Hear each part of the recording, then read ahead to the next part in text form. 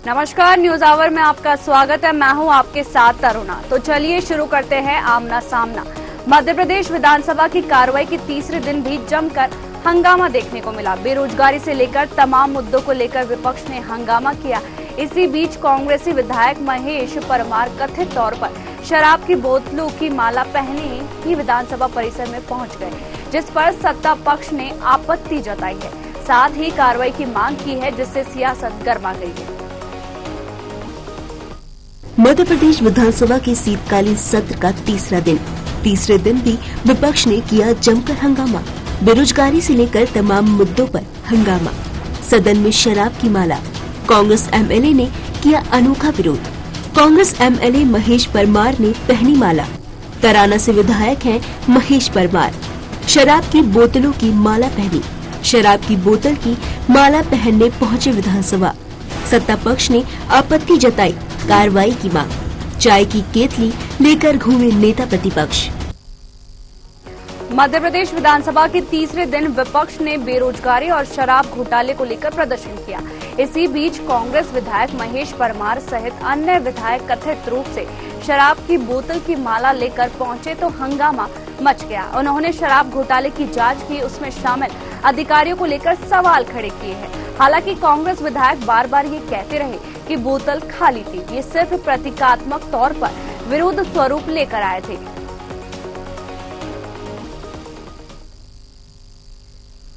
अनूठा तरीका इसलिए अनूठा तरीका अपनाना पड़ा मजबूरीवश। 2015-16 में ये कूट रचित फर्जी चालान कांड हुआ, अधिकारियों ने किया। उस समय तात्कालिक भोपाल से लेकर इंदौर तक जो अधिकारी बैठे उन लोगों ने किया। 8 वर्ष हो गए। अगर 2000 की रिश्वत लेते हुए कोई पटवारी, आप सब देखते हैं, आप जागरूक हैं, चौथा स्तंभ है आप, तो पूरे मध्य प्रदेश और प्रदेश में हाहाकार मच जाता है। तो एक जिले में अगर 71 करोड़ का घोटाला स्वयं सरकार स्वीकार कर रही है, तो आप सोचिए इन 20 सालों में हजारों करोड़ का घोटाला, और ईडी और सीबीआई की जांच करने के बाद भी आज भी लोकायुक्त हो या सरकार आदरणीय मोहन यादव जी की सरकार हो या तात्कालिक शिवराज जी की सरकार, क्या किया? तो आप सोचिए। तो फिर अगर मेरे ध्यान आकर्षण के बाद भी सरकार स्वयं स्वीकार कर रही है, 8 साल हो गए, तो फिर क्या करते हैं?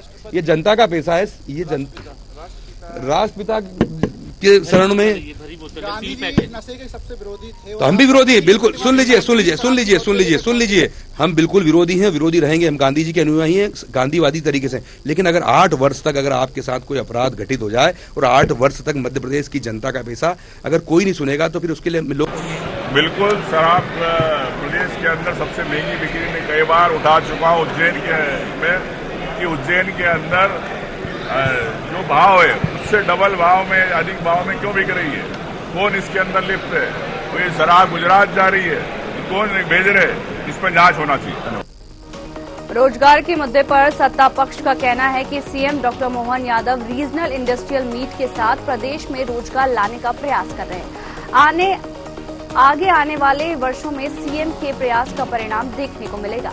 वहीं कांग्रेस विधायक के शराब की बोतल की माला पहनने पर बीजेपी ने पलटवार किया है। बीजेपी विधायक भगवान दास सबनानी ने कांग्रेस पर निशाना साधते हुए कहा, गांधी जी की प्रतिमा के सामने शराब की बोतल लेकर जाना आपत्तिजनक है। इधर पूर्व विधानसभा अध्यक्ष गिरीश गौतम ने भी आपत्ति जताई है और कहा कि अनुशासन समिति इस पर संज्ञान लेगी।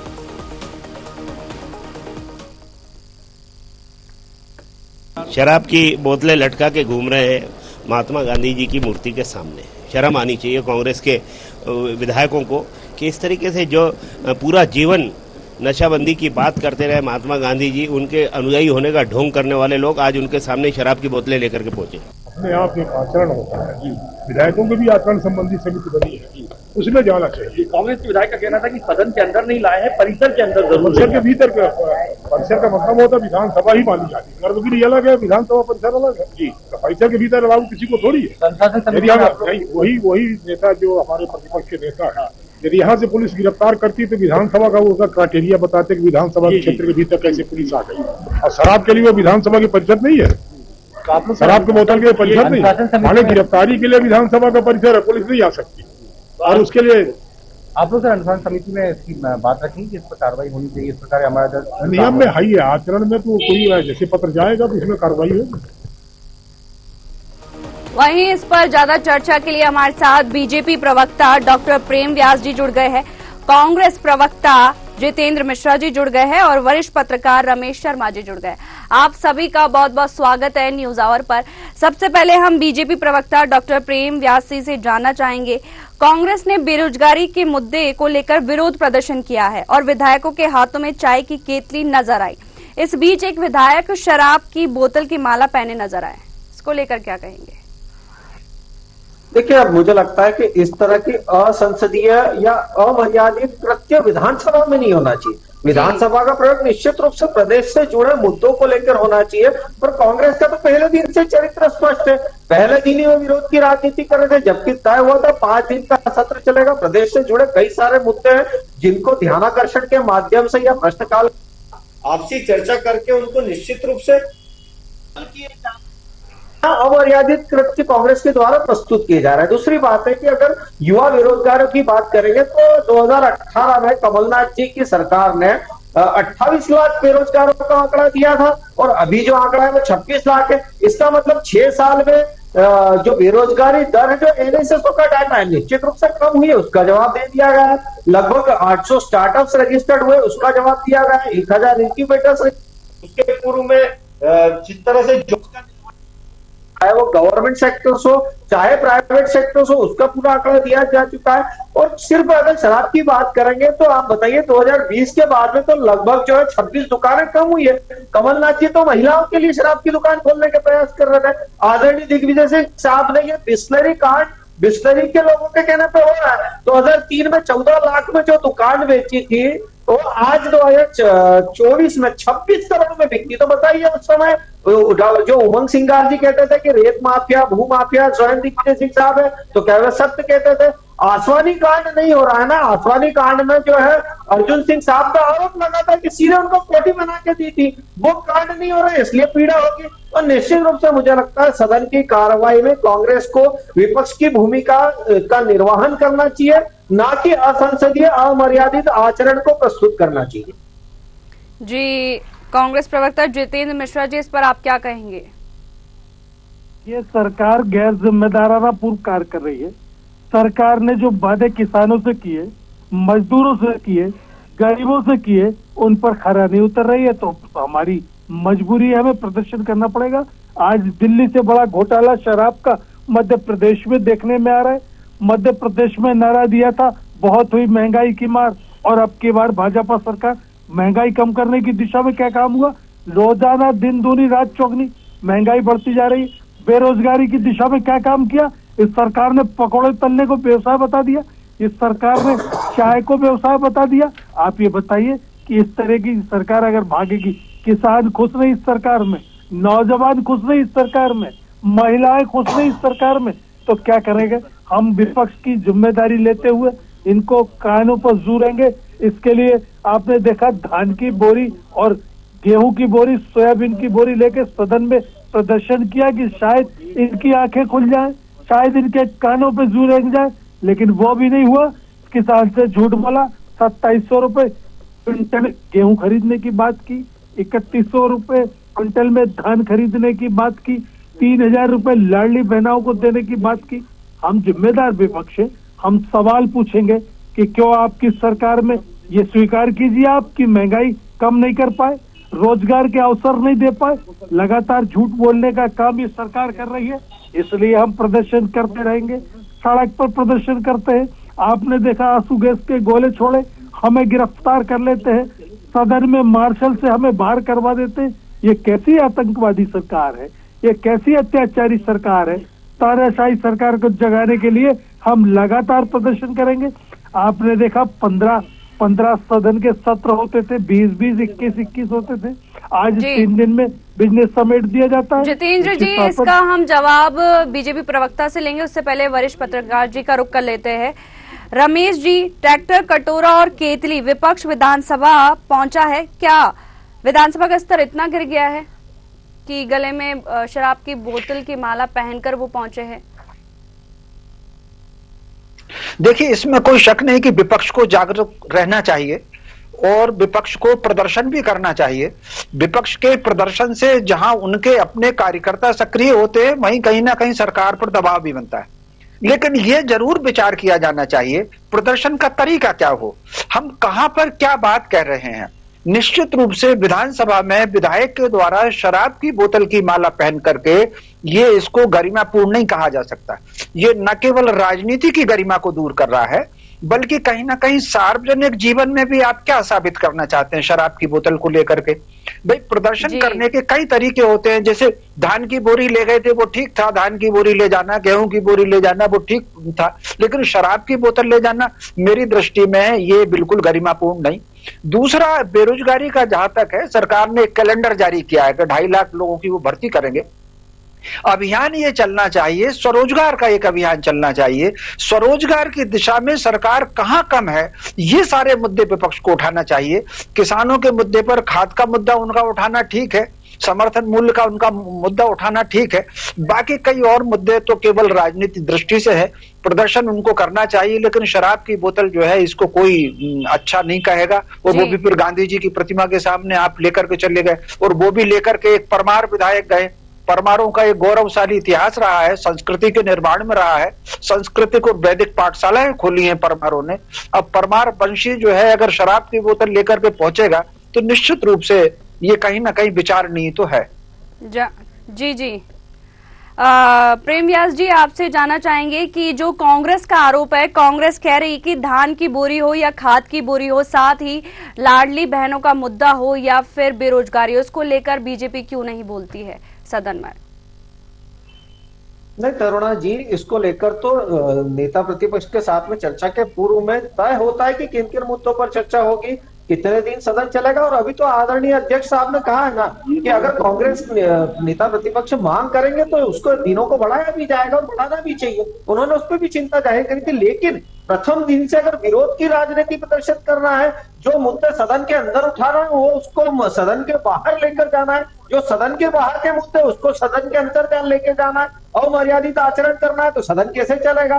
दूसरी बात है कि ये चाय बेचने का कार्य कर, ये प्रदेश के लोकतंत्र ने बताया है कि आज चाय बेचने वाला अगर संतुष्टिकरण की राजनीति करता है तो देश के शीर्षस्थ पद पे बैठता है, और देश के शीर्षस्थ पद पे बैठा अगर असंसदीय आचरण करता है तो किस तरह से उनको चाय बेचनी पड़ती है और 20 सालों से सत्ता से दूर होना पड़ता है। दूसरी बात है, जितने मुद्दे हैं उन सभी मुद्दों को जवाब देने के लिए सरकार बाध्य है। इसीलिए मैंने बताया कि लगभग 800 स्टार्टअप्स की बात हो या पीथमपुर सेक्टर्स में पहले 7 सेक्टर्स होते थे, अभी 2 नए सेक्टर्स, मतलब वहां पर पर्याप्त विकास हुआ है। उज्जैन विक्रमपुरी को लेकर जो अभी कुछ हेक्टर जमीन और ली जा रही है क्योंकि वहां पर औद्योगिक इकाइयां और आ रही है। तो जिस तरह उसके पहले लगभग पटवारी के पद हो या सरकारी विभाग के पद हो, 2.5 लाख सरकारी विभाग के पदों को स्वीकृति देने की बात हो, या इन्होंने कहा महंगाई, तो मैं दावा करता हूं कि कांग्रेस के 10 शासन 2004 से 2014 के बीच में इन्फ्लेशन रेट लगभग 10% था। 2004 से लेकर 2014 से लेकर 2024 के बीच में जो आरबीआई ने आंकड़ा दिया है 4 से 6%, अभी निश्चित रूप से 6.2 6.3 पे गया है। लेकिन अगर 10 साल का एवरेज मांगेंगे तो विकास महंगाई दर से ज्यादा है और महंगाई दर अन्य देशों की तुलना में बहुत कम है और कंट्रोल्ड है। ये प्रदर्शित करता है कि हमने जो विकास करा है निश्चित रूप से धरातल पर है। किसानों को लेकर स्वामीनाथन आयोग की रिपोर्ट 2004 और 2005 के मध्य में लगभग 5 रिपोर्ट्स पेश की गई, लेकिन इन्होंने समर्थन मूल्य नहीं दिया। 2013 में अंतिम रिपोर्ट पटल पर आने के बाद भी नहीं दिया। 2014 के समय गेहूं की क्या कीमत होती थी, लगभग 1400 रुपए के आसपास। हमने कहा था हम बढ़ाएंगे, हम उसको 2400 से ज्यादा लेके गए। 2023 में जब संपूर्ण भारत में 2275 रुपए गेहूं का रेट था, उस समय सरकार ने 125 रुपए किसान हित में देकर लगभग 2400 से ज्यादा रुपए के देने का कार्य करा। तो निश्चित रूप से 22 फसलों पर एमएसपी देने की बात हो या पिछले साल की तुलना में, हमने कहा चेक करिए रिकॉर्ड्स में कि कितना खाद यहाँ मध्य प्रदेश में आया है। पिछले साल की तुलना में अधिक खाद आया था। निश्चित रूप से वितरण प्रणालियां कुछ जो जगह थी, जिला थी जहां पर लेट हुआ था, लेकिन इसका यह मतलब नहीं था कि वहां समाप्त हो गया था। अगर 450 का टारगेट था, वहां पर 650 लोग पहुंच गए तो एक प्रक्रिया होती कि 200 लोगों का अगले दिन तक इंतजार करना पड़ेगा। लेकिन यहाँ सिर्फ ये किया गया कि खत्म हो गया। पिछली बार जब जीतू पटवारी जी आदरणीय लहसुन लेकर पहुंचे थे, निश्चित रूप से एक समय आता है जब फसलों में फ्लक्चुएशंस आता है, कुछ फसलों के रेट कम होते हैं, कुछ के ज्यादा होते हैं। लेकिन उसको राजनीति के रूप में प्रयोग करना और उसके बाद में वही लक्षण 600 रुपए बिका, लेकिन आदरणीय जीतू पटवारी जी ने जहां से फेंके थे वहां उठाने नहीं गए, राजनीति समाप्त हो चुकी थी। तो जहां से राजनीति प्रारंभ होती, कहां कांग्रेस वहां से विरोध करना प्रारंभ करती है। जहां विकास के अभी काली सिंध चंबल योजना लगभग 25,000 गांव लाभान्वित होंगे। हमने जो कहा था आज जितनी खेती करते थे 7 लाख हेक्टेयर में, ये परियोजना आने के बाद उन 7 लाख हेक्टेयर से प्लस होगा, मतलब 65 लाख हेक्टेयर पे भी कृषि होती है तो वो कृषि सीधे 72 लाख हेक्टेयर तक पहुंचेगी। चंबल के बिहार के कुछ ऐसे गांव है जहां पर वाटर सप्लाई प्रॉपर हो पाएगा। तो निश्चित रूप से विकास प्रदत्त राजनीति पे कांग्रेस का विश्वास नहीं है, विरोध की राजनीति करना कांग्रेस का चरित्र है। और ये जो आचरण है मैं घोर निंदा करता हूँ इस आचरण की। अगर किसी पक्ष विपक्ष के तहत कोई बात करना भी है तो मुझे लगता है 2018 में कांग्रेस की सरकार आई थी, अगर ये मुद्दा 2016 से आदरणीय विधायक महोदय उठा रहे थे तो 2018 से 19 के मध्य 1.5 साल तो किस मुद्दे को क्यों नहीं उठाया? किसानों के मुद्दे को लेकर 1.5 वर्षों में कमलनाथ जी तो कह चुके थे मेरे पास पैसा नहीं है, सभी योजनाएं बंद कर चुके थे। यहाँ पर सभी योजनाएं सुचारू रूप से चल रही है, प्रेषित किया जा रहा था। उस झूठ के खिलाफ आज आदरणीय मोहन यादव जी की सरकार ने योजनाओं को स्पष्ट रूप से, और अभी जो अनुपूरक बजट आया है निश्चित रूप से उसमें बजट में प्रावधान है और तय किया गया है कि अनुपूरक बजट में कहां कहां आवश्यकता है विकास पर अधिक ना हो, इसलिए अनुपूरक बजट को छोड़कर सब विषयों की चर्चा कांग्रेस करना चाहती है। इसीलिए कहा है 5 दिन का सत्र है, 5 दिन के सत्र में एक सकारात्मकता की भूमिका कांग्रेस निभाने में जो प्रथम 3 दिन है इसमें पूरी तरह से नाकाम है और जनता ये अच्छे से देख रही है। और जनता इसीलिए वोटों के रूप में जब प्रतिसाद देती है तो कांग्रेस पूरे देश में पिछड़ते नजर आती है। जी जितेंद्र जी, बीजेपी का कहना है कि गांधी जी की प्रतिमा के सामने शराब की बोतल लेकर जाना आपत्तिजनक है। सभी योजना बंद कर चुके। आपकी जो आवाज है वो हम तक नहीं पहुंच पा रही है। जितेंद्र जी, आप हमें सुन पा रहे हैं? जी सुन पा रहा हूँ, बोलिए। बीजेपी का आरोप है कि गांधी जी की प्रतिमा के सामने शराब की बोतल लेकर जाना आपत्तिजनक है। नहीं, देखिए इसको लेकर के कोई मन नहीं बनाया था, लेकिन ये सरकार जिस तरीके से तानाशाही रवैया अपना रही है, जिस तरीके से महंगाई को लेकर झूठ बोल रही है, इसने एक व्यक्ति को मध्य प्रदेश में रोजगार नहीं दिया और लगातार रोजगार के दावे कर रही है। हम रोजगार की बात करते हैं तो पकोड़े तलने को हमें व्यवसाय बताया जाता है। निश्चित तौर पर जो वादे किए थे उनको पूरा करने की दिशा में सरकार झूठ बोल रही है, झूठे आंकड़े पेश कर रही है। 21 दिन का सदन का सत्र होता था, आज आप ये देखिए क्या स्थिति है मध्य प्रदेश में। 3 दिन में सदन की समाप्ति की घोषणा कर दी जाती है, सदन को स्थगित कर दिया जाता है। सरकार चाहती नहीं है कि इस प्रदेश में महंगाई पर बात हो, इस प्रदेश में किसान की आत्महत्या पर बात हो। आपको 15 दिन के नोटिस पर सदन चलाना पड़ता है, आपको चलाना चाहिए, लेकिन 3 दिन में सदन क्यों स्थगित हो रहा है? क्योंकि सरकार नहीं चाहती है कि किसी तरीके से सदन चलाया जाए। जी व्यास जी, कांग्रेस का आरोप है कि जो बीजेपी की सरकार है वो तानाशाही की सरकार है, साथ ही जो वादे करती है वो पूरे नहीं करती है। देखिए तरुणा जी, तानाशाही तो जब होती जब नेता प्रतिपक्ष के साथ में मुद्दों पर चर्चा नहीं होती, ध्यानाकर्षण नहीं होता और सदन की कार्रवाई नहीं होती, उसको तानाशाही कहते हैं। लेकिन तानाशाही तो यहाँ होती कि जब सदन में चर्चा होती तो सदन से वॉकआउट करते हैं, स्लोगन शाउटिंग करते हैं, बिल्स में आने का कार्य करते हैं। ये तानाशाही कांग्रेस की नजर में नहीं होती। दूसरा, जितने मुद्दे हैं उस पर सरकार जवाब देने के लिए बाध्य है। इन्होंने कहा छूट प्रेषित किया जा रहा है। आदरणीय कमलनाथ जी ने 2018-19 में पटल पर खड़े होकर कहा था 28 लाख युवा बेरोजगार है, और अभी पटल पर जवाब दिया है आप ही के नेता को, और पटल पर दिया गया जवाब मुझे लगता है कि साक्षर होता है, सार्थक होता है, सत्य होता है। 26 लाख युवाओं की बात की गई थी जो बेरोजगार है, और निश्चित रूप से 58 लाख जो प्राइवेट सेक्टर में सरकार के द्वारा प्रयास करने के पश्चात, चाहे वो सीखो का योजना हो जिसमें लगभग 37 से 38 करोड़ रुपया इन्वेस्ट किया गया और युवाओं को रोजगार की तरफ प्रेषित किया गया, 2.5 लाख पूर्व में जो खाका तैयार किया गया था, या उसके पूर्व में लगभग 7,500 government job, 2600 paramedical staff,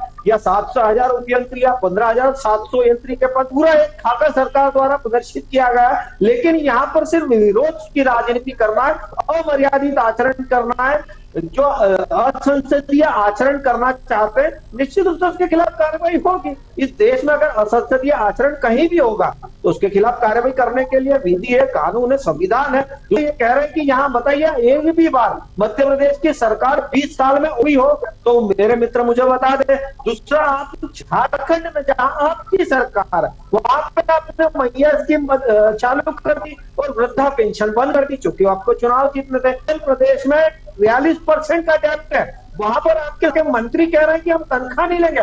Madhya Pradesh में ऐसी स्थिति निर्मित हुई हो तो बताई दीजिए।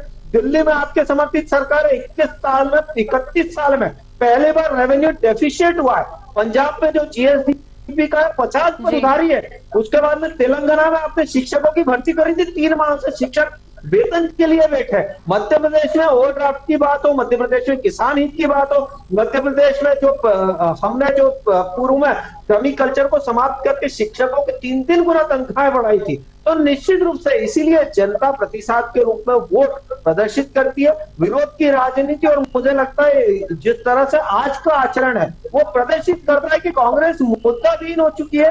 क्योंकि मुद्दे अगर बचे होते तो पटल के अंदर खड़े होकर विधानसभा में उसकी चर्चा करते। मुद्दा विहीन है, इसलिए आम जनता को बरगलाने का, प्रेषित करने का कार्य कर रहे हैं। लेकिन डिजिटलाइजेशन के माध्यम से जनता आज अवगत हो चुकी है, जनता साक्षर। जी व्यास जी, इसका जवाब हम जितेंद्र जी से लेंगे। उससे पहले रमेश जी, आपसे जानना चाहेंगे, क्या विपक्ष शीतकालीन सत्र में अपनी सकारात्मक भूमिका निभाने में क्या असफल रहा है क्या? देखिए, मोटे तौर पर विपक्ष को विरोध प्रदर्शन तो करना चाहिए, लेकिन इसके साथ साथ चर्चा में हिस्सा जरूर लेना चाहिए। विधानसभा की प्रतिदिन की कार्रवाई पर करोड़ों रुपया खर्च होता है। जनता अगर विधायकों को चुन करके भेजती है तो वो अपनी समस्या उठाने के लिए भेजती है। ऐसे उदाहरण इसी विधानसभा में है, दोनों सरकारों के, कांग्रेस की सरकार के समय भी और भाजपा की सरकार के समय, विपक्ष की सरकार के समय भी, कि विपक्ष ने अगर कोई मुद्दा उठाया है और उसको सरकार ने स्वीकार किया है, अधिकारी सस्पेंड हुए हैं, किसी किसी के ट्रांसफर हुए हैं, वो कार्रवाई हुई है। लेकिन ये तभी संभव है जब विपक्ष कार्रवाई में हिस्सा लेता है, अपनी बात रखता है और अपनी बात रख करके सरकार को प्रमाण के साथ बताता है कि फला चीज ये ऐसी है, तब सरकार करती है। इसके अलावा कितनी बार ऐसे हुए हैं कि अगर विधेयक पर चर्चा के दौरान विपक्ष ने अगर कोई सुझाव दिया है तो सरकार ने उस सुझाव को माना है। ये मध्य प्रदेश विधानसभा का इतिहास है। तो लेकिन ये तभी संभव है जब विपक्ष चर्चा में हिस्सा ले। विरोध प्रदर्शन करना एक बात है, चर्चा में हिस्सा लेना दूसरी बात है। विपक्ष ये रास्ता निकाल सकता था कि बाहर प्रदर्शन भी होता और अंदर चर्चा में हिस्सा भी लेते। ऐसे 20 उदाहरण मध्य प्रदेश विधानसभा के इतिहास में है कि विपक्ष ने बाहर प्रदर्शन किया है, कुछ लोग प्रदर्शन में शामिल हैं, लेकिन विधेयक पर अगर चर्चा हो रही है, किसी और महत्वपूर्ण मुद्दे पर चर्चा हो रही है, तो उसमें हिस्सा लेने के लिए वो बैठे हुए हैं। क्योंकि उसका एक कारण रहता है कि जब भी कभी चर्चा होती है तो विपक्ष के जो सचेतक होते हैं वो नाम देते हैं कि इस मुद्दे पर हमारे यहां से कौन बोलेगा। तो विधायकों को भी पता होता है कि इस विधेयक पर हमको बोलना है। तो जिन विधायकों को बोलना होता है वो विधायक अंदर बैठ जाते हैं। ये राज्यपाल के अभिभाषण में भी होता है, बजट में भी होता है, विधेयक की चर्चा में भी होता है। और केवल 2 ही विषय, 3 विषय ऐसे होते हैं जहां बिना पूर्व सूचना के हम बोल सकते हैं, जैसे ध्यान आकर्षण में बोल सकते हैं, प्रश्नोत्तर काल में बोल सकते हैं, 0 आवर में बोल सकते हैं। तो बाकी सब चीजों में तय होता है। तो कुछ लोगों को चर्चा में हिस्सा लेना चाहिए ताकि जनता जो चुन करके भेजती है, विधायकों को लाखों रुपया महीने का मिलता है और वो केवल जनता की समस्या रखने के लिए मिलता है। मैं समझता हूं विरोध प्रदर्शन के साथ विधानसभा की कार्रवाई में हिस्सा अवश्य लेना चाहिए। जी जितेंद्र जी, रोजगार के मुद्दे पर सत्ता पक्ष का कहना है सीएम रीजनल इंडस्ट्रियल मीट के साथ प्रदेश में रोजगार लाने का प्रयास कर रहे हैं और आरोप लग रहे हैं कि कमलनाथ सरकार में महिलाओं के लिए शराब की दुकान खोलने वाले थे। देखिए, आरोप के जवाब में आरोप मुझे लगता है कहीं सही नहीं है। 2018 की बात ना करके आज हमने तो वादे नहीं किए थे कि 2700 रुपए में गेहूं, 3100 रुपए में धान खरीदेंगे। आपने वादे किए थे।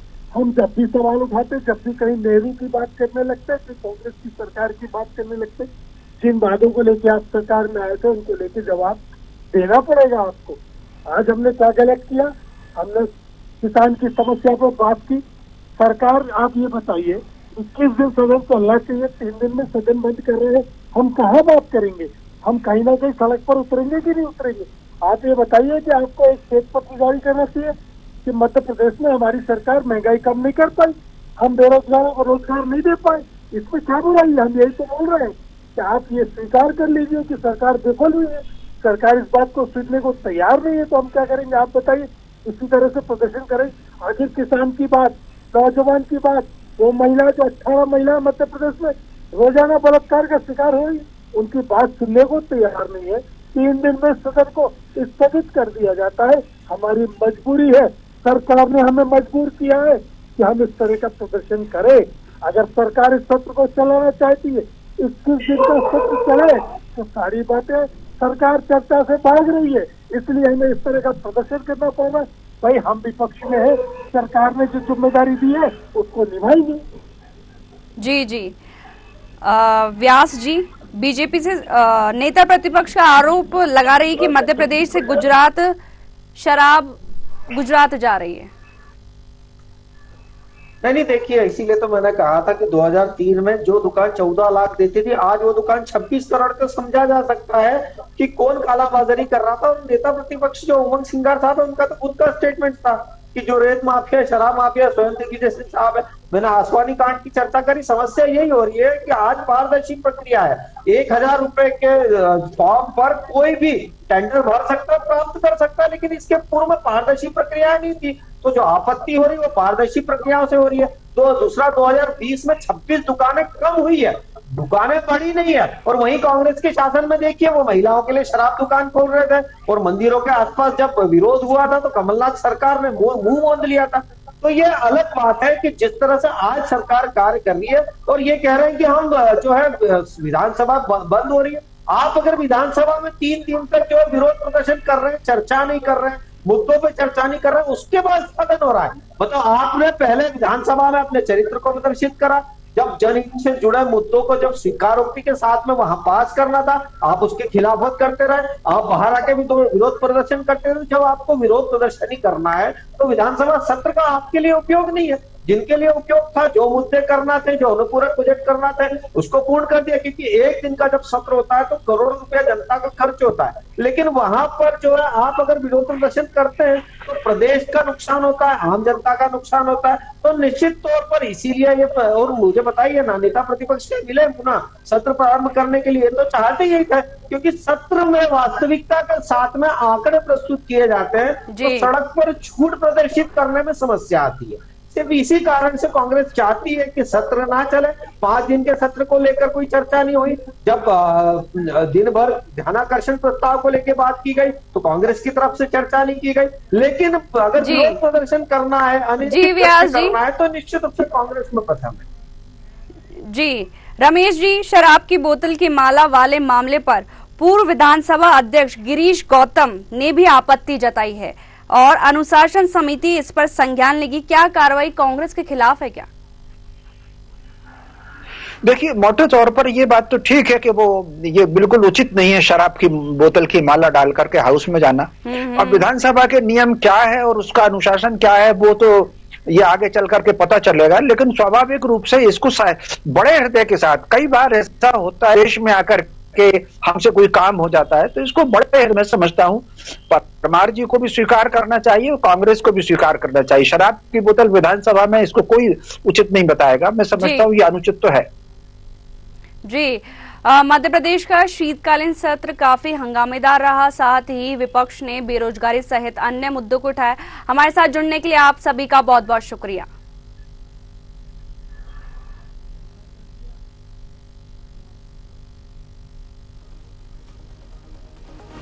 मध्य प्रदेश का शीतकालीन सत्र का आज तीसरा दिन है। पहले दिन जो विपक्ष है वो ट्रैक्टर के थ्रू पहुंचा, दूसरे दिन कटोरा लेकर पहुंचा और आज तीसरे दिन वह शराब की बोतल लेकर सदन के बाहर पहुंचा है। साथ ही नेता प्रतिपक्ष ने सरकार को घेरा है, साथ ही और भी कई मुद्दे सदन में उठाए जाएंगे।